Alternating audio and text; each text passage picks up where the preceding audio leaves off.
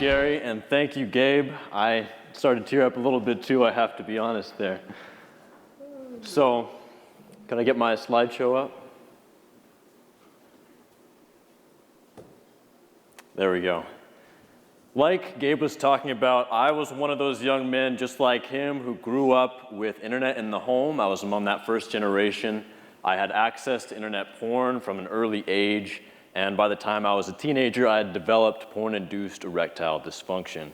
But I'm not actually here to tell my story today. I'm here to explore briefly what we now know about how long-term porn use impacts the brain neurologically.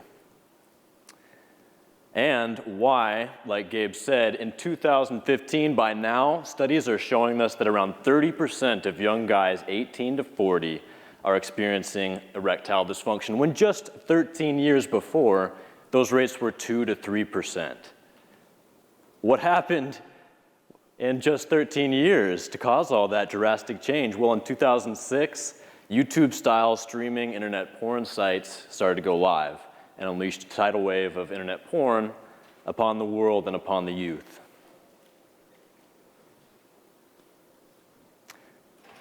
So symptoms that can come about due to chronic porn use include chronic ED, which is, I'd like to reinforce, ED with a partner. So a lot of these guys can still get erect and still orgasm to porn, but when they go to have an intimate situation, a sexual encounter with an actual person, it just doesn't work. These other brain changes and symptoms also tend to arise for myself and for a lot of guys. We only realize there's a problem when our erections stop working. And then we seek answers and we realize it's probably the porn. And once we quit, we start to realize that, oh my gosh, porn had all these other effects like brain fog, lethargy, social anxiety, depression. We start to experience emotion on a deeper level and have an enhanced capacity for empathy and actually connecting with people in relationships. And we realized that a lot of our sexual tastes weren't innate, that they were conditioned by the pornography, and that once we quit, those tend to return to a more natural state. So why does all this happen? Well, like Abe was saying, neuroplasticity. We now know that over years, consistent behaviors like porn use can actually alter structures in the brain. Now, this is a representation of the reward circuit in our brains. This is a collection of structures that are evolutionarily ancient and shared among mammals. Here is a simpler representation of that circuit in the cross-section of a human brain. Now, this is where our moods arise out of. It's where our emotions are. It's the seat of our desires and our motivations. It's where we fall into and out of love, and it's where addiction happens. It's because of this reward circuit that we are impelled toward things that are pleasurable and away from things that are painful. It impels us toward rewarding behaviors like eating and bonding with others, achievement, taking risks, play, sex, and importantly, novelty. Now, we are wired to be inquisitive and curious and seek novelty so that we can do things like find new territories, new food sources, and novel mates.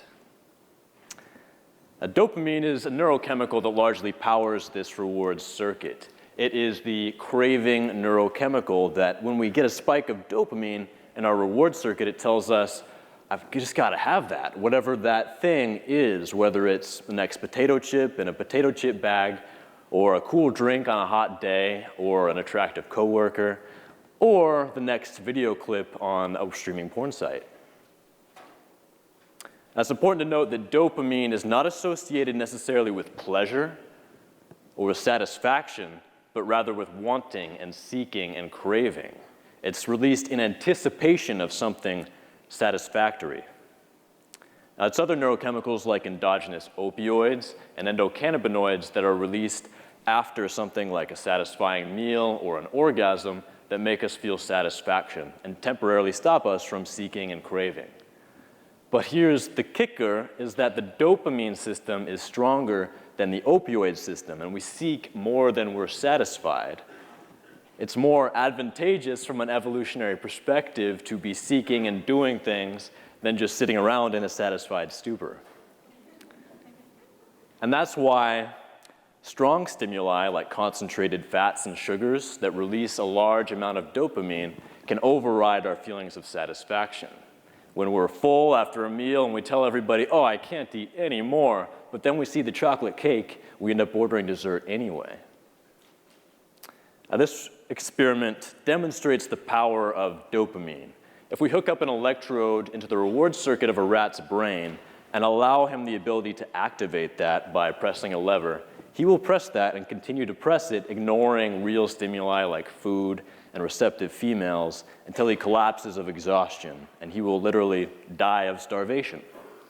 Not because it feels good, like I said, but because it makes him feel like he is just about to accomplish something really important, like eating some cheese or having some sex. But he's not. His brain is being tricked into believing it's about to accomplish something valuable, not unlike a serious addiction or searching for that perfect clip to finish to online. On the other hand, if researchers block dopamine in the brain, the rat loses all motivation to do pretty much anything. If we put food in his mouth, he will chew it and he will swallow, but if the food is across the cage from him, it's just too much effort. He will literally die of laziness. Now, natural rewards like food or social acceptance, they are vital, but passing along our genes is biologically our #1 mission, so sexual cues produce the highest amount of dopamine release in the reward circuit. Of any natural reward, if we look at addictive drugs like morphine and cocaine, morphine raises dopamine about the same as sex, whereas cocaine sends it skyrocketing to over 300% of baseline. And these drugs, they're only addictive because they hijack our reward circuit, they hijack these systems that evolved to impel us toward natural good things like seeking friendships and sexual relationships and accomplishing things. And these drugs take that and offer us pleasure, temporary pleasure, that doesn't actually mean we're doing anything important. Internet porn users can do much the same thing, keeping their dopamine levels elevated for hours at a time by constantly clicking to new content. There's an unlimited stream of novelty, finding new genres, new porn stars. And this behavior is called edging, and it can be indicative of a problematic relationship to porn.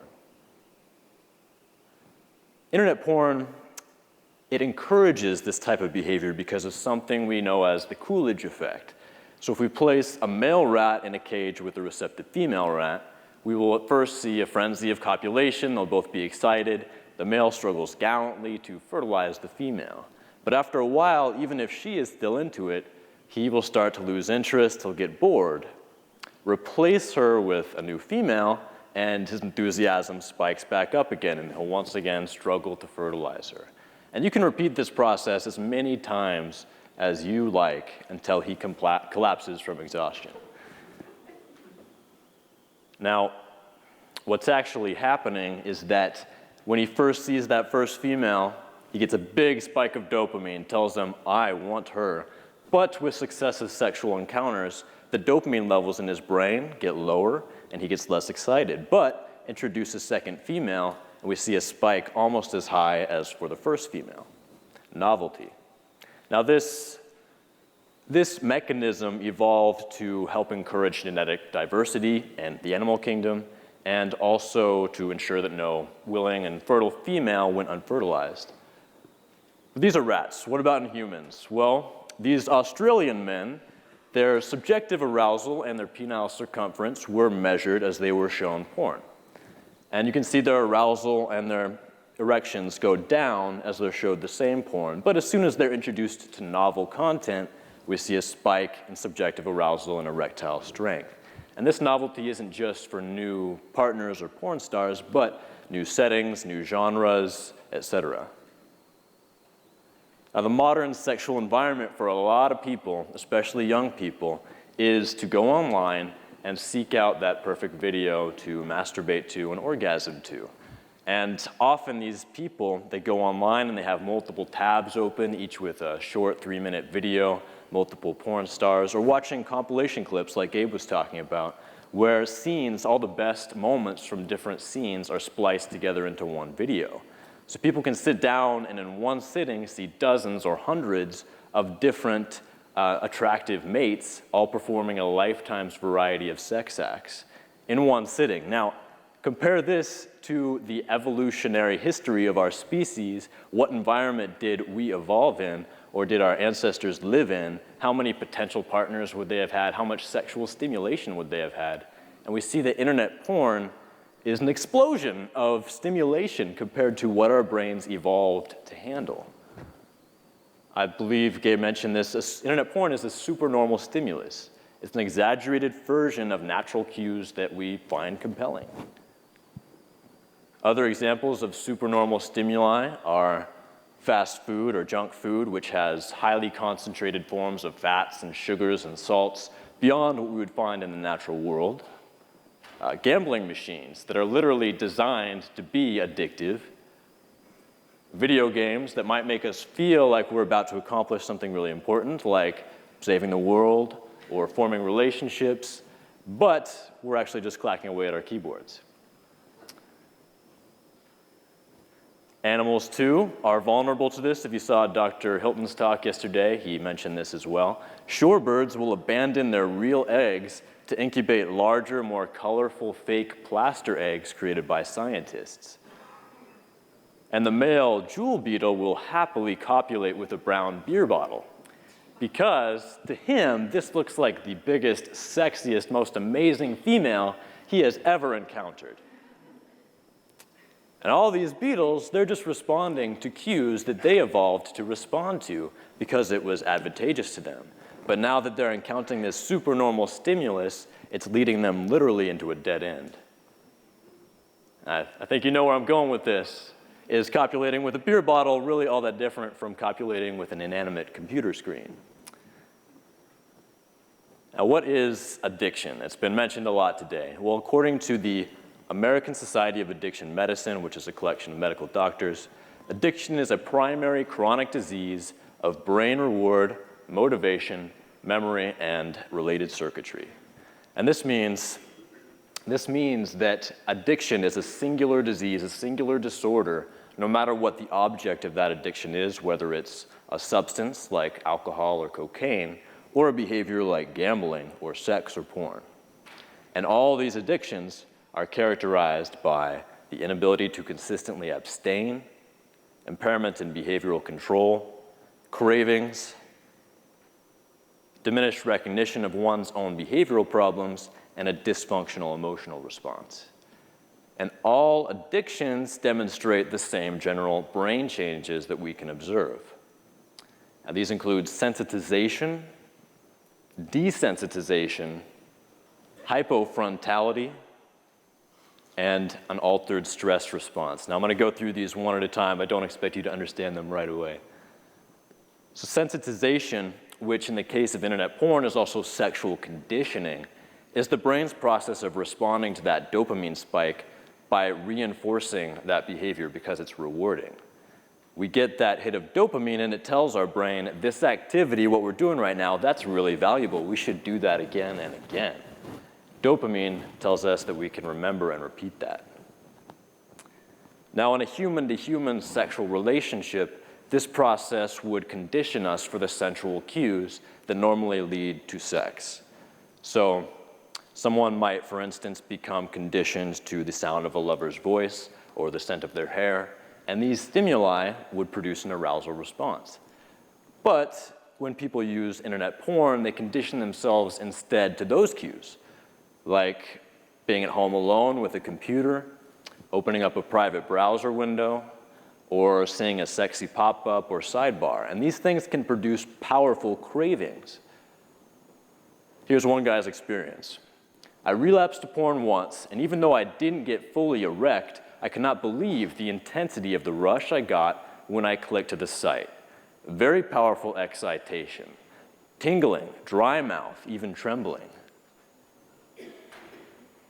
Now, these brain studies out of Cambridge show us a little bit more in picture form what this looks like. They compared healthy controls to compulsive porn users and looked at their brains and how they responded in response to porn. Now, you can see the healthy volunteers, their reward circuit lights up when they're shown porn. They're responding. But we look at the compulsive porn users, and theirs light up to a much greater degree. And this means subjectively these people are feeling increased cravings and increased desire. And this is exactly the same process we see in drug addicts who are exposed to cues related to their drugs or their addiction. The researchers there also noted that the compulsive users might have wanted the porn more, but they weren't actually enjoying it any more than the healthy controls, and they were never really satisfied with what they were consuming. Neuroplasticity. All this can happen because our brain is able to grow and change as we grow and change. We create new pathways in our brains when we learn new skills, like learning a language or learning to juggle, and old pathways that we don't use anymore become weaker and degrade over time. And we call this rewiring. And these pathways are competitive. So visualize here two pathways, sexual pathways, one for porn and one for real sex and real intimacy. As someone uses more porn, that pathway becomes stronger. They become conditioned to those cues. And the pathway for real people and real sex weakens. And over time, that doesn't look quite right. Over time, that real pathway can become so weak that it results in sexual dysfunctions like we've been talking about, porn-induced erectile dysfunction. A real sexual encounter doesn't contain any of the cues that my brain becomes aroused by. It doesn't contain the unlimited novelty of internet porn, or the sitting position, or the complete voyeuristic control, none of the same visual sights or sounds. So there's no arousal response. Now, case in point, 60% of those compulsive users at that Cambridge study had porn-induced ED or low libido for real partners. And it wasn't organic. They could still get aroused and orgasm to porn, but not during real sex. The good news is, like Gabe said, this is reversible. The brain can change and grow. So we quit using porn. That pathway weakens over time, allowing us to strengthen the pathways for real people and real intimacy and real relationships. Desensitization is that second brain change I want to talk about. Addicts get sensitized to their addiction, but everything else becomes desensitized, and that the addiction does too, eventually. So the addiction becomes the high point in someone's day, and everything else is a little bit more grayed out and numbed. The homework might be important, but it's just not nearly as stimulating as internet porn, and it's hard to get excited or motivated to do much of anything. Now, to understand why this happens, let's look at how neurons communicate. All right, so we have one neuron, neuron number one. It releases a signal in the form of a chemical, dopamine. And the signal goes across this gap called the synapse. And the second neuron picks it up with receptors. Think of those like ears that pick up the message and listen to it. A decline in the number of connections between neurons, the amount of dopamine available to release, or the number of receptors available to listen to that message, a decline in any one of those can lead to a weaker message. So what happens when we overstimulate this system over time? Well, if someone is screaming at you for a long period of time, you're going to cover your ears. And the same general thing happens on a neurological level. We overstimulate the system, and in order to protect itself from that overstimulation, we get reduced amount of dopamine and reduced amount of receptors available to pick up that message. And the same thing likely happens with other reward and pleasure neurochemicals, not just dopamine. On a long-term scale, that's not the only thing that happens. Also, entire connections are trimmed and they disappear. And this results in an observable loss of gray matter in the reward centers of the brain. And that's just what this study out of Max Planck Institute in Germany found. They didn't compare healthy controls with compulsive porn users. They just took people and correlated the changes in their brain that they could observe through brain scans with how much porn they were consuming. And they found that the more hours per week that people watched porn and the more years that they had consumed porn correlated with a reduction in gray matter in a specific part of the reward circuit. Now, what does this mean? Well, lead author Simone Kuhn says that could mean that regular consumption of pornography more or less wears out your reward system. And it's not like it's just worn out for porn or for sex. It's worn out for everything. And that's why we see desensitization and lower motivation and ambition. People who are addicted also get desensitized to the object of their addiction, and that's called tolerance. It's needing more in quantity or quality to reach that same level of high or pleasure that we started to get when we first started using. And a drug user, that might mean using more of the drug or a stronger drug. And in an internet porn user, that might mean spending longer looking for that perfect video clip or escalating in terms of genre and extremity of content. And that works because when we pair arousal with novelty and strong emotions like shock and surprise and anxiety, that can heighten the arousal response and create a stronger dopamine message in our brains that they now need to get aroused. And how do we know if a sexual interest or a fetish is porn-induced? Well, take away the porn, wait a few months, and if it fades away, then it was porn-induced. That same study out of Germany showed our third brain change, which is hypofrontality. Hypo means below normal or deficient, and the frontal part of it refers to the frontal lobes of our brain and the prefrontal cortex. And this part of our brain is largely what makes us special among the animal kingdom. It's where we have our faculties of planning and rational thought, prediction of consequences, and importantly for this, self-control and willpower. Our survival-oriented reward circuit is telling us to eat that piece of chocolate cake, but our diet and weight-oriented frontal lobes hold us back. But when hypofrontality occurs, that process weakens. That connection between the frontal lobes and the reward circuit is weakened, leading to a lessened ability to control use, to predict consequences, and to make rational choices. And that study found exactly that. The more porn people used, the more porn they consumed, the worse that connection between the prefrontal cortex and the reward circuit became. Here's a quote. Dysfunction of this circuitry has been related to inappropriate behavioral choices, such as drug seeking, regardless of the potential negative outcome.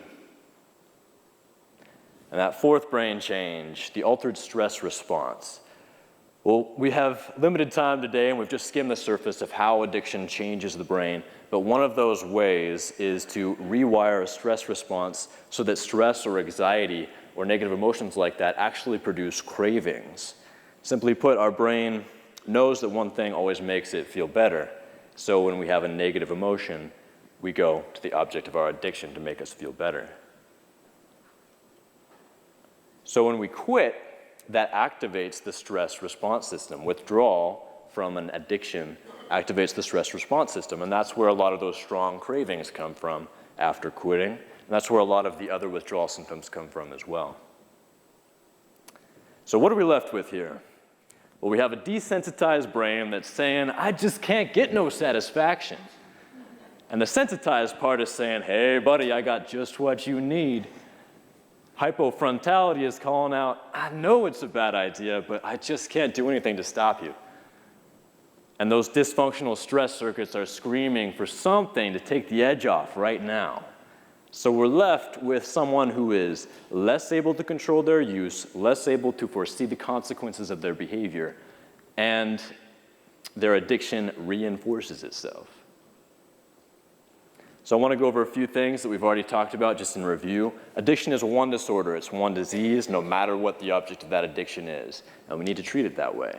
It's characterized by similar symptoms across addictions and similar brain changes across addictions.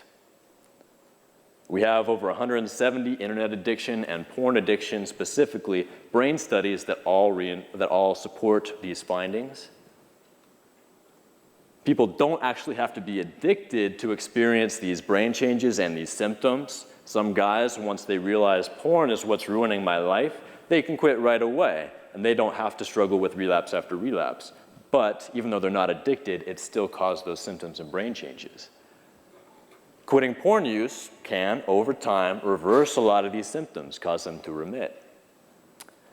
Women also can and often do develop these same unhealthy behavioral patterns with pornography and develop many of the same sexual dysfunctions. Obviously not erectile dysfunction, but they do develop an inability to have an orgasm with a partner or maintain arousal during real sex. And this has been a quick overview of the science. I'd like to encourage you to check out this paper, Is Internet Pornography Causing Sexual Dysfunctions? A review with clinical reports, a review of a lot of the research that I've been talking about, and a lot more. And I'm not the first to collate all this information. A lot of these slides were adapted from Gary Wilson's site, yourbrainonporn.com, which is an excellent resource for anyone who wants to learn more about this. And I highly recommend his book, Your Brain on Porn, for a great read. My own work is at addictedtointernetporn.com.